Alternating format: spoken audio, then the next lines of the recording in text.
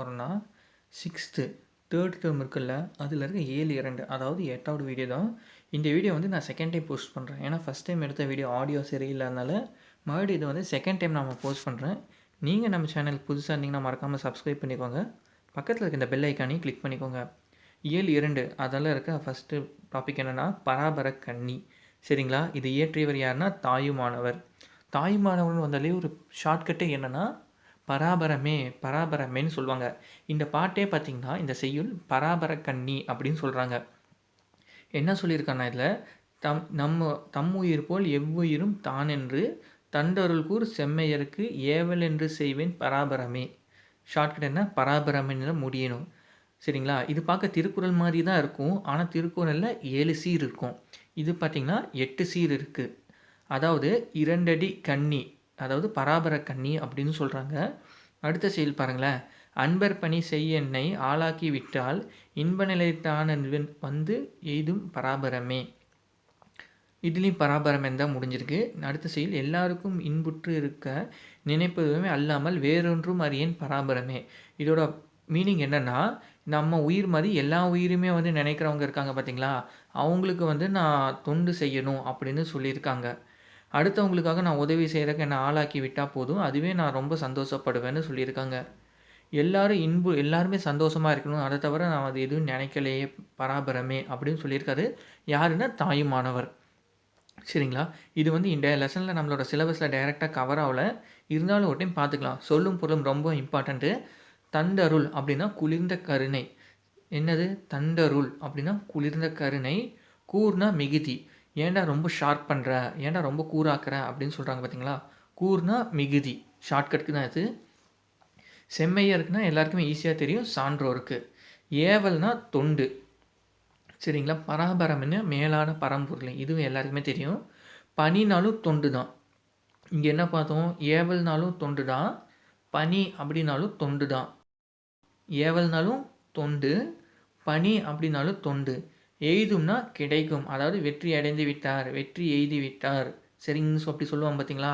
அதாவது எய்தும்னா நமக்கு கிடைக்கும், எல்லாரும்னா எல்லா மக்களும். சரிங்களா, அல்லாமல்னா அதே தவிர. இதுதான் இதில் இம்பார்ட்டன்ட். சொல்லும் பொருளும் பார்த்துக்கோங்க. தந்தருள்னா குளிர்ந்த கருணை, ஏவல்னா தொண்டு, பனினாலும் தொண்டு தான். சரிங்களா, பாடலோட பொருள் நம்ம முன்னாடியே சொல்லிட்டோம். நூல்வெளி பார்க்கலாம். தாயுமானவர் வந்து திருச்சியை ஆண்ட விஜயரகுநாத சொக்கலிங்கத்தை தலைமை கணக்காயராக வந்து பணிபுரிஞ்சவர். எங்கள் தாயுமானவர் வந்து இதுலேயும் தா, திருச்சிலையும் தா. சரிங்களா, தாயுமானவர் திருச்சி ஆண்ட விஜயரகுநாத சொக்கலிங்கத்தை தலைமை கணக்காயராக வந்து பணிபுரிஞ்சார். First point. இவரோட பாட்டு எல்லாமே வந்து தாயுமானவர் பாடல்கள்னு சொல்லி ஒரு நூலில் இருக்குது. சரிங்களா, இந்த நூலை வந்து என்ன சொல்கிறாங்க, தாயுமானவர் பாடல்கள்ன்ற நூலை வந்து தமிழ் மொழியோட உபநிடதம் அப்படின்னு சொல்கிறாங்க. ரொம்ப இம்பார்ட்டன்ட். கொஸ்டின்லேயே ஒரு டைம் டிஎன்பிஎஸ்சியில் கேட்டிருக்காங்க. தமிழ் மொழியின் உபநிடதம் என்று அழைக்கப்படும் நூல்கள் என்னென்னா தாயுமானவர்கள் பாடல்கள் தான். சரிங்களா, இது வந்து இந்த பாட்டு வந்து பராபர கன்னி அப்படிங்கிற ஒரு தலைப்பில் வந்து எழுதியிருக்காங்க. கன்னினா என்னென்ன சொல்வீங்க, 2 அடியில் வர பாடல் வகை தான். அதாவது இந்த பாட்டு எல்லாம் பாருங்களேன் 2 லைனில் தான் இருக்கும், 3 லைன் வராது. திருக்குறள் மாதிரியே தான் இருக்கும். திருக்குறள் 7 சீர், இது வந்து 8 சீரில் வருது. சரிங்களா, நெக்ஸ்ட்டு சரியான விடை தேர்ந்தெடுத்து எழுதுக. தம் கூட்டல் உயிர்னா தம் உயிர், இது எல்லாருக்குமே ஈஸியாக ஞாபகம் வச்சுக்கலாம். இன்புற்று கூட்டல் இருக்குன்னா இன்புற்று இருக்க. தான் என்றுனா தான் கூட்டல் என்று. சோம்பல்ங்கிற எதிர் சொல் என்னென்னா சுறுசுறுப்பு. எல்லோரும் ஃபஸ்ட்டு என்ன பார்ப்போம், சோம்பல்னு சொல்லி பார்த்தோன்னே என்ன பண்ணுவோம், சோகம், அழிவு, துன்பம் அப்படி தான் போவோம். கொஸ்டினை வந்து ஃபுல்லாக ஒரு டைம் ரீட் பண்ணிக்கணும். சோம்பலுக்கான பொருத்தமான எதிர்ச்சொல் என்னென்னா சுறுசுறுப்பு. பொருத்தமான எதிர்ச்சொல்னு சொல்லி டிஎன்பிசியோட இப்போ ரிவைஸ் பண்ண டாப்பிக்லேயுமே இருக்குது. அதனால் வந்து இந்த புக் பேக் வந்து கொஞ்சம் இம்பார்ட்டன்ட் கொடுத்து எப்பயுமே படிங்க. நெக்ஸ்ட் லெசன் பார்த்திங்கன்னா நீங்கள் நல்லவர். இது வந்து அதிகமாக நம்ம சிலபஸில் கவர் ஆகலை. சொல்லும் பொருளும் மட்டும் பார்த்துக்கலாம். சுயம்னா தனித்தன்மை. ஏன்டா சுயமாக யோசிக்க மாட்டிங்களா அப்படின்னு சொல்லி கேட்போம்ல, அதாவது தனித்தன்மையாக தானாக அவங்க வந்து யோசிக்கணும்னு சொல்கிறதா மீனிங். சுயம்னா தனித்தன்மை. உள்ளீடுகள்னால் உள்ளே இருப்பவை, இது படித்தாலே தெரியும். நூல்வெளி ஒரு டைம் ஜஸ்ட் ரீட் மட்டும் பண்ணிக்கோங்க. கலீல் கிப்ரான், இவர் வந்து லெபனான் நாடு இருக்குது பார்த்திங்களா, அந்த நாட்டை சேர்ந்தவர். கலீல் கிப்ரான் எந்த நாட்டை சேர்ந்தவர்னா லெபனான் நாட்டை சேர்ந்தவர். சரிங்களா, இவர் எழுதிய பாடல்கள் வந்து புவியரசுங்கிற ஒருத்தரை வந்து மொழிபெயர்த்திருக்காரு. கவிஞர் புவியரசு வந்து தீர்க்கதரிசின்னு சொல்லி ஒரு பேரில் வந்து இதை வந்து மொழிபெயர்ச்சிருக்கார். அதாவது இந்த பாட்டு இருக்கு பார்த்தீங்களா, வாழ்க்கை பின் திரும்பி செல்லாதது அப்படி இந்த பாட்டு நமக்கு முக்கியம் இல்லை. நூல்வெளி ஜஸ்ட் ஒரு டைம் ரீட் பண்ணிக்கோங்க. சரியான விடை பார்த்தீங்கன்னா, பரிசு பெறும்போது நம்ம மனநிலை வந்து மகிழ்ச்சியாக இருக்கும். எல்லாருமே ஈஸியாக சொல்லி கெஸ் பண்ணிடுவோம். வாழ்க்கையில் கடினமாக உயரணும்னா உழைக்கணும் ஃபஸ்ட்டு. ஓகே, இது வந்து நெக்ஸ்ட் பார்த்தா பசிப்பினி போக்கிய பாவை. இது டைரெக்டாக நம்ம சிலபஸில் கவர் ஆகல. ஒரு டைம் வந்து ரீட் பண்ணிக்கோங்க. ஏன்னா லெசன் ரீட் பண்ணுறது எதுவும் தப்பு இல்லை. ஒன்று ரீட் பண்ணிட்டா நம்ம கொஞ்சம் தைரியமாக எக்ஸாமுக்கு போகலாம். பசித்திருக்கும் ஒருவனுக்கு உணவு அளிப்பது உயிர் கொடுப்பதுக்கு இணையானது. சரிங்களா, புறநானூற்றிலே நிறையா பாடல்கள் வரும். உந்தி முடற்றை உணவின் பிண்டம், உணவெனப்படுவது நீளத்தோடு நீரே. சரிங்களா, இது எல்லாமே வந்து புறநானூறோட பாடல்கள் தான். என்ன சொல்லியிருக்காங்க, பசித்திருக்கும் ஒருவனுக்கு உணவு அளிப்பது உயிர் கொடுப்பதற்கு இணையானது அப்படின்னு சொல்லியிருக்காங்க. இது வந்து அப்படியே ஸ்டோரியாகவே சொல்லிடுறேன். மணிப்பல்லவ தீவுன்னு ஒரு தீவு இருக்குது. அங்கே வந்து அந்த தீவை பாதுகாக்கிறவங்க யாருன்னா தீவத்திலகை. சரிங்களா, மணிமேகலைங்கிற ஒரு பெண், அதாவது கோவலன் கண்ணகி இருக்காங்களே, அதே மாதிரி கோவலனுக்கும் மாதவி இருக்காங்க. அவங்களோட மகள், அவங்க 2 பேருக்கு பிறந்த மகள் தான் வந்து மணிமேகலை. சரிங்களா, ஆடலில் வந்து சிறந்தவங்க இவங்க. மணிமேகலை வந்து என்ன பண்ணியிருக்காங்கன்னா, தீவத்திலகை வந்து மணிமேகலா தெய்வம். அவங்க என்ன பண்ணியிருக்காங்கன்னா, மணிமேகலையை மணிப்பல்லவ தீவுன்னு ஒரு தீவு இருக்குது, அந்த தீவுக்கு வந்து கொண்டு வந்து விட்டுடுறாங்க. அது எங்கே இருக்குன்னா, இந்த தீவத்திலகை வந்து அங்கே தான் அது பாதுகாக்கிறாங்க. எதை பாதுகாக்கிறாங்கன்னா, அங்கே இருக்க ஒரு புத்த பீடிகையும் கோமுகின்னு சொல்கிற ஒரு குளம் மாதிரி இருக்கும் நீர்நிலை, அந்த நீர்நிலையையும், அது இல்லாமல் அமுத சுரப்பி, அந்த கோமுகி நீர்நிலைக்குள்ளே ஒரு அமுத சுரப்பி இருந்துச்சு. இதை 3ஐயும் வந்து அவங்க பாதுகாக்கிறாங்க. சரிங்களா, இது வந்து பூம்புகார். மணிமேகலைங்கிறது எந்த நகரத்தை சேர்ந்தவங்கன்னா, பூம்புகார் நகரத்தை சேர்ந்தவங்க. அவங்க பேர் மணிமேகலை. மணிமேகலா தெய்வம் தான் இவங்களை வந்து கொண்டு வந்து சேர்த்துச்சு. இந்த விஷயத்தை எல்லாமே வந்து சொல்லிகிட்டு இருக்காங்க. யார்கிட்ட, தீவத்திலகைகிட்ட. இந்த தீவு வந்து புத்த பீடிகை ஒன்று இருக்குது, அதை வந்து காவல் காக்கிறது தான் தீவத்திலகையோட வேலை. கோமுகினா கோ கூட்டல் முகி அப்படின்னு சொல்லி பிரிப்பாங்க. கோனா என்னென்னா பசு, ஓரெழுத்து ஒரு மொழியிலே கேட்கலாம். கோனா என்ன வரும், பசு. முகினா முகம், அதாவது பசு முகம் மாதிரி இருக்கிற ஒரு நீர்நிலைன்னு சொல்லியிருக்காங்க. நெக்ஸ்ட் பார்த்தோம்னா, அந்த கோமுகிங்கிற நீர்நிலையில் ஒவ்வொரு வருஷமும் வைகாசி திங்கள் இருக்குது பார்த்தீங்களா, முழு நிலவு நாளில் அது மேலே, இந்த பொய்கை மேலே ஒரு நீர்நிலை இருக்குது, அந்த பொய்கை நீர்நிலை இருக்குல்ல, அது மேலே ஒரு பாத்திரம் தோன்றும். அந்த பாத்திரம் யார் கையில் இருந்ததுன்னா, ஆபுத்திரன்கிற ஒரு மன்னர் கையில் இருந்த அமுத சிறப்பி, அதாவது அல்ல குறையாமல் வர அமுத சிறப்பி யார் கையில் இருந்ததுன்னா, ஆபுத்திரன் கையில் இருந்தது. இதை வந்து அந்த மணிமேகலை இருக்காங்களே, அவங்க வந்து வணங்கி இந்த வந்து அமுத சிறப்பை எடுத்துகிட்டு பூம்புகாருக்கே வந்து போயிடுவாங்க. முதல்ல யார் வீட்டுக்கு போவாங்களா, ஆதிரைன்னு சொல்லிட்டு அவங்களோட வீட்டுக்கு போய்ட்டு இந்த மாதிரி அமுத சிறப்பியோட சிறப்பெல்லாம் சொல்லிவிட்டு, இந்த உலகத்தில் இருக்க எல்லா மக்களோட பசியும் நான் போக்க போகிறேன், அதனால நீங்கள் இதில் வந்து உணவிடுங்க அப்படின்னு சொன்னோன்னே, இவங்க ஆதிரை வந்து இவங்களை பாராட்டிட்டு, இந்த உணவு வந்து முதல்ல இடுறது யாருன்னா ஆதிரை தான். அந்த அமுத சிறப்பில் ஆதிரைங்கிற ஒரு பெண்மணி தான் வந்து முதல்ல உணவிடுறாங்க. நெக்ஸ்ட்டு பார்த்தீங்கன்னா, இது அவங்க வந்து பூம்புகாரில் இருக்க எல்லாருக்கும் உணவு அளிச்சுட்டு, அதுக்கப்புறமா அங்கே இருக்க சிறைச்சாலைக்கு போயிட்டு, அங்கே இருக்க சிறைச்சாலையில் இருக்க எல்லாருக்கும் உணவு அளிப்பாங்க. இதை பார்த்துட்டு அந்த வாயிற்காவலர்லாம் இருக்காங்க பார்த்தீங்களா, அந்த சிறைச்சாலையில் இருக்க காவலர்கள், இந்த மாதிரி ஒரு பெண் வந்தாங்க, அவங்க பாத்திரத்துலேருந்து எல்லாருக்கும் உணவு அளித்தாங்க, அந்த உணவு எவ்வளோ அள்ளி கொடுத்தாலும் குறையவே மாட்டேங்குது அப்படின்னு சொன்னோன்னே, மன்னர் அந்த மணிமேகலை அவங்கள வந்து கூப்பிடுவாங்க. கூப்பிட்டோன்னே இந்த மாதிரி விஷயமெல்லாம் சொன்னோன்னே, மன்னர் அவங்கள வந்து பாராட்டுவாங்க. அதுக்கு பதில் வந்து மணிமேகலை வந்து இந்த மாதிரி ஜெயிலில் வாழ்கிறவங்க, சிறைச்சாலையில் வாழ்கிறவங்களுக்கு திருந்துறதுக்கு வந்து ஒரு வாய்ப்பு கொடுங்க அப்படின்னு சொல்லுவாங்க. மன்னர் வந்து அதை வந்து ஏற்றுப்பார். இதுதான் அதோட கதை. சரிங்களா, நெக்ஸ்ட்டு பார்த்தோம்னா, இதில் சரியான விடை பார்த்தீங்கன்னா, இந்த டிஎன்பிஎஸ்சியில் கொஸ்டின் எப்போவுமே கேட்டுகிட்டே இருக்காங்க. செகண்ட் கொஸ்டின், மணிமேகலை தெய்வம், மணிமேகலா தெய்வம் மணிமேகலையை அழைத்து சென்ற தீவு என்னென்னா மணிப்பல்லவ தீவு. சரிங்களா, நெக்ஸ்ட் கொஸ்டின் பாருங்கள், இது ரொம்ப இம்பார்ட்டன்ட், எப்போவுமே எக்ஸாமில் கேட்டுகிட்டே இருக்காங்க டிஎன்பிஎஸ்சியில். மணிமேகலை கையில் இருந்த அமுத சிறப்பில் உணவிட்ட பெண் யார்னா ஆதிரை. ரிப்பீட்டட் கொஸ்டின் தான் இது எப்போயுமே. நெக்ஸ்ட் இது பாடம், துணைப்பாடம் வந்து இது நமக்கு தேவையில்லை, சிலபஸ்லேயும் டைரெக்டாக கவர் ஆகலை. நூல்வெளி பார்த்துக்கலாம், ராமகிருஷ்ணன். சரிங்களா, ராமகிருஷ்ணன் வந்து இதுக்கு ஒரு ஷார்ட்கட் இருக்குது. தற்கால எழுத்தாளர்களில் குறிப்பிடத்தக்கவர் ராமகிருஷ்ணன். சரிங்களா, நான் வந்து அந்த இலக்கணத்துக்கு ஒரு பேர் சொன்னேன்ல, ஆறுமுகம்னு சொல்லி ஷார்ட்கட்டு. பெயர் என்னென்னா ஆறுமுகம்னா 6 வகைன்னு சொல்கிறோம். அதே மாதிரி உங்களோட ஃப்ரெண்டு, சரிங்களா, ராமகிருஷ்ணன் ஒருத்தர் இருக்கார். சரிங்களா, ஒருத்தர் வந்து நம்ம ஃப்ரெண்டுக்கிட்ட எப்போவுமே என்ன சொல்லுவோம், நீ எனக்கு ஹெல்ப் பண்ணலினாலும் பரவாயில்ல, எந்த உபத்திரமும் பண்ணாத, எந்த பிரச்சனையிலையும் நீ மாட்டி விட்றாத அப்படின்னு சொல்லுவோம்ல ஜாலியாக. உன்னால் என்ன பண்ண முடியுமோ அதை வந்து நீ பண்ணிட்ட, என்னை என்ன பண்ணி மாட்ட வைக்கணுமோ நீ மாட்ட வச்சிட்டடா அப்படின்னு சொல்லுவோம்ல, அதே தான். அப்போனா யார் நம்ம ஃப்ரெண்டு யார்? ராமகிருஷ்ணன். ராமகிருஷ்ணன்ட்ட என்ன சொல்லுவோம்? நீ எனக்கு எந்த உதவியும் பண்ணலனாலும் பரவாயில்ல, உபத்திரம் பண்ணாத அப்படின்னு சொல்லுவோம். அதாவது உபபாண்டவம், இதுதான் இதோட ஷார்ட்கட். சரிங்களா? நம்ம ஃப்ரெண்டு அவரோட கேரக்டர் என்னன்னு சொல்லி பார்த்தோம்னா, அவர் வந்து ஊர் ஊராக போயிட்டு கண்ட்ரியாக போகிறார், நாடு நாடாக போய் எல்லா இடத்தையும் எக்ஸ்ப்ளோர் பண்ணுறாரு. சரிங்களா? அப்போ வந்து என்ன சொல்லுவோம்? அவரை வந்து தேசாந்திரி அப்படின்னு சொல்லுவோம். உபபாண்டவன்னா எனக்கு ஹெல்ப் பண்ணலினாலும் பரவாயில்ல, உன்னால் எனக்கு எந்த பிரச்சனையும் வரக்கூடாதுன்னு சொல்கிறது. அதே மாதிரி என்ன, அவர் வந்து ஒரு தேசாந்திரி. தேசாந்திரினா தேசம் தேசமாக போகிறாரு, எல்லா கண்ட்ரிக்கும் போகிறாரு, எல்லா ஊருக்கும் போகிறாரு. போகிறவருக்கு என்ன அட்ரஸ் தெரியல, எந்த கண்ட்ரிக்கு போனாலும் என்ன அங்கே ஒவ்வொருத்தட்டையும் அட்ரஸ் கேட்குறாரு. அதாவது கதா விலாசம், அந்த இந்த கதவு நம்பர் என்ன, இந்த விலாசம் என்ன அப்படின்னு சொல்லி கேட்குறாரு. சரிங்களா?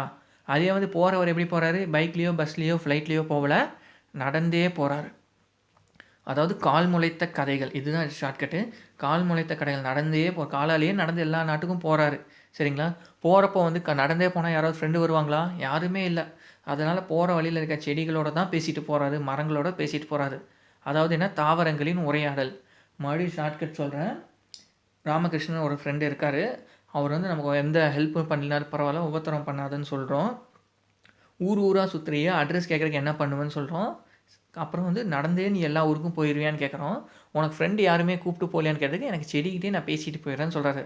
அதாவது உபத்திரம் பண்ணாததுக்கு உபபாண்டவம், அட்ரஸ் கேட்டதுக்கு கதாவிலாசம், தேசம் ஊர் ஊராக போகிறீங்களுக்கு தேசாந்திரி, நடந்தே போவினா கால் முளைத்த கடைகள், ஃப்ரெண்டு யாரும் கூட்டிகிட்டு போகலன்னு கேட்டால் தாவரங்களின் உரையாடல். இந்த தாவரங்களின் உரையாடல்ங்கிறது ஒரு சிறுகதை தொகுப்பு. மிச்சம் எல்லாமே வந்து நூல்கள் தான். இது ஷார்ட்கட், இது இப்படியும் ஞாபகம் வச்சுக்கோங்க. தாவரங்கள்னால் ரொம்ப சின்னதாக தான் இருக்கும், மரம்னா ரொம்ப பெருசாக இருக்கும். அதாவது இதனால் வந்து சிறுகதை. ஓகே, நெக்ஸ்ட்டு பெயர்ச்சொல். இது வந்து ரொம்ப ஈஸியாக இருக்கும். பெயர்ச்சொல்னாலே ரொம்ப ஈஸி தான்.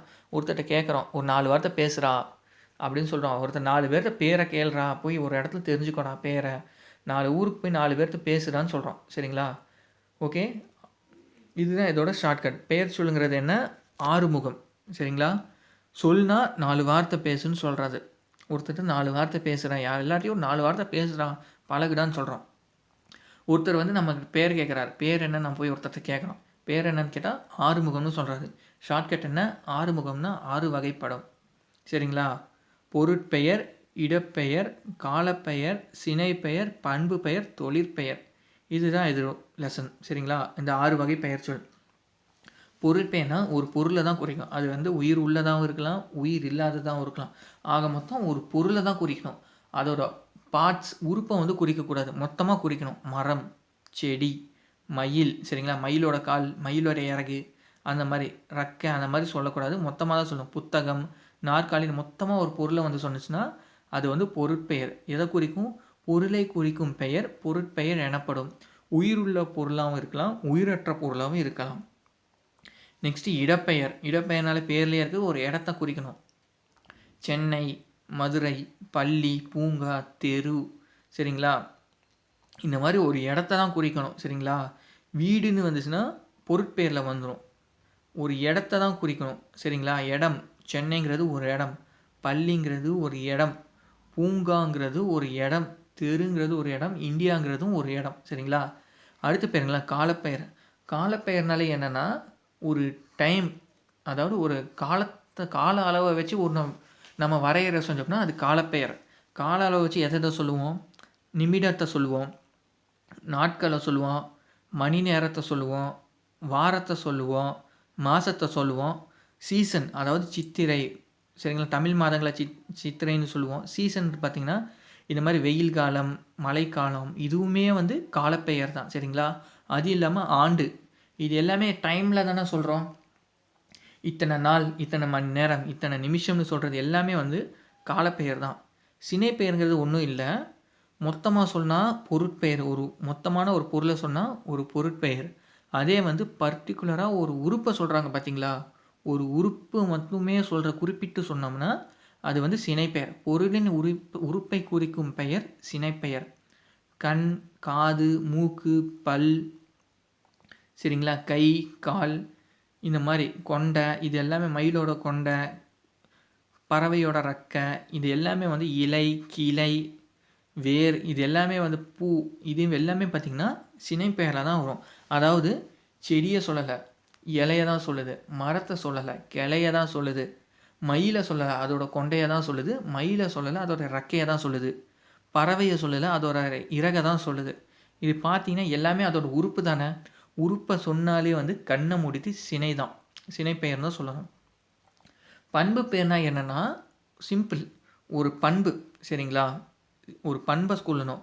அதாவது வட்டம், சதுரம் இது எல்லாமே வந்து வட்டமான பண்பு, சதுரமான பண்பு. சரிங்களா, செம்மையான பண்பு, நன்மையான பண்பு. நன்மைங்கிறது ஒரு பண்பை தானே சொல்கிறது, தீமைங்கிறது ஒரு பண்பை தானே சொல்கிறது. அதே மாதிரி வந்து வெப்பம் அந்த மாதிரி வருது பார்த்தீங்களா, ஹீட், கோல்டு, குளிர்ச்சி இது எல்லாமே வந்து பண்பை தான் சொல்லுது. செம்மைன்னு சொல்லி பார்த்து வந்துச்சுனாலும் பண்பு பெயர் தான் ரொம்ப முக்கியம். செம்மைன்னு வந்தாலும் பண்பு பெயர். நன்மை, தீமை இது எல்லாமே ஒரு பண்பு, கேரக்டரை சொல்லணும். கேரக்டரை சொன்னாலே வந்து பண்பு பெயர் தான். தொழிற்பெயர்னா எதுவும் இல்லை, ஜஸ்ட் ஒரு ஷார்ட்கட் உங்களுக்கு 2 டிஃப்ரென்ஸ் சொல்கிறேன். வினைச்சொல்லுக்கும் தொழிற்பெயருக்கும் என்ன டிஃப்ரென்ஸ்? ஆர்டர் போட்டால் வினை, விகுதியோடு வந்துச்சுன்னா தொழிற்பெயர். சரிங்களா, ஆர்டர்னா படி. சரிங்களா, படித்தல்னு வராது, படி. ஆடுதல்னு வராது, ஆடு. நடித்தல்னு வராது, நடி. அப்படி ஆர்டர் போட்டால் வினைச்சொல். அதே வந்து வினைச்சொல்லோட அதோட செயலை குறிக்குது, அதாவது ஒரு விகுதியோடு வரும். தொழிற்பெயரோட விகுதி என்னென்னா அல், தல், கை. சரிங்களா, வாழ்னு வந்துச்சுன்னா நம்ம வாழ்க்கையில் சொல்கிறாங்களா, வாழ், நீ வாழ்ந்துக்கூடா அப்படின்னு சொல்கிறாங்க, அந்த வாழ்னு வந்துச்சுன்னா வினைச்சொல். அதே மாதிரி வாழ்தல் அப்படின்னு வந்துச்சுன்னா வாழ்க்கை இப்படின்னு வந்தாலே தொழிற்பெயர் தான். தொழிற்பெயர்னா என்ன, பின்னாடி விகுதி கன்ஃபார்ம் வரணும், ஆர்டர் போடுற மாதிரி இருக்கக்கூடாது. சரிங்களா, தொழிலை தான் குறிக்கணும். படியோட தொழில் என்னென்னா படித்தல், ஆடுவோட தொழில் என்னென்னா ஆடுதல், நடியோட தொழில் என்னென்னா நடித்தல். சரிங்களா, தொழிலை குறிக்கும் பெயர் வந்து தொழிற்பெயர் அப்படின்னு சொல்கிறாங்க. இது வந்து பார்த்தாலே ஈஸியாக தெரியும். மெயின் என்ன, பின்னாடி இருக்கிற அந்த விகுதியை வந்து மறக்காமல் ஞாபகம் வச்சுக்கோங்க. அல், தல், கை இதுதான் அதோட விகுதி. அடுத்து பார்த்திங்கன்னா 6 வகை பெயர் சொற்கள் வந்து புத்தகம்னா எல்லாருக்குமே தெரியும், ஒரு பொருளை தான் குறிக்குது. பள்ளினா ஒரு இடத்த தான் குறிக்குது. மாலை, காலை, மாலை, யாமம், வைகறை இது எல்லாமே இருக்குது. 6 பெரும்பொழுது, 6 சிறும்பொழுது இருக்குது பார்த்திங்கன்னா, அது எல்லாமே வந்து காலப்பெயர் தான். சரிங்களா, மாலைனா என்ன, காலப்பெயர். காலைனாலும் காலப்பெயர் தான். தலைனா என்ன, ஒரு உறுப்பை தான் குறிக்குது. சரிங்களா, மொத்தமாக வந்து எதுவுமே சொல்லலை. எப்படி வருது, ஒரு பண்பை தான், அதாவது சினையை தான் குறிக்குது. தலை. இனிமை அப்படின்னா என்ன, ஒரு பண்பு, ப்ராப்பர்ட்டின்னு சொல்லுவாங்க, கேரக்டர். இது வந்து சொன்னிச்சுன்னா பண்பு பெயர். நெக்ஸ்ட் பாருங்களேன், ஆடுதல். ஆடுன்னு வராமல் ஆடுதல் அப்படின்னு வந்துச்சுன்னா தொழிற்பெயர். ஆடுன்னு வந்துச்சுன்னா வினைச்சொல், ஆடுதல் அப்படின்னு வந்துச்சுன்னா ஒரு தொழிற்பெயர். நெக்ஸ்ட்டு பார்க்கலாம், இடுகுறி பெயர், காரண பெயர். ரொம்ப ஈஸி தான். காரணமே இல்லாமல் ஒரு பெயரை வைக்கணுமேனு ஒரு பெயரை வச்சாங்கன்னா இடுகுறி பெயர். ஒரு காரணத்தோடு ஒரு பெயரை வச்சாங்கன்னா காரண பெயர். இது எல்லாமே வந்து 2 வகையாக பிரிப்பாங்க. இடுகுறி பெயரில் மொத்தமாக சொல்லிட்டாங்கன்னா இடுகுறி பொதுப்பெயர். சரிங்களா, அதுவே ஒன்று பர்டிகுலராக ஒரு விஷயத்தை தனித்துவமாக சொல்கிறாங்கன்னா இடுகுறி சிறப்பு பெயர். அதாவது ஒன்று சிறப்பாக சொன்னாங்கன்னா அது சிறப்பு பெயர், எல்லாத்தையுமே மொத்தமாக சேர்த்து சொன்னாங்கன்னா இடுகுறி பொதுப்பெயர். இப்போ எக்ஸ்பிளைன் பண்ணுற பாருங்கள்.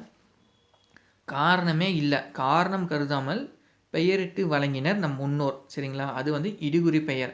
மண், மரம், காற்று. இப்போ வந்து இந்த எக்ஸாம்பிள் வச்சு பார்த்தோம்னா ஈஸியாக தெரியும். இது வந்து 2 வகையாக பிரிப்போம். சொன்ன மாதிரியே இடுகுறி பொதுப்பெயர், இடுகுறி சிறப்பு பெயர்னு 2ஆக பிரிப்போம்.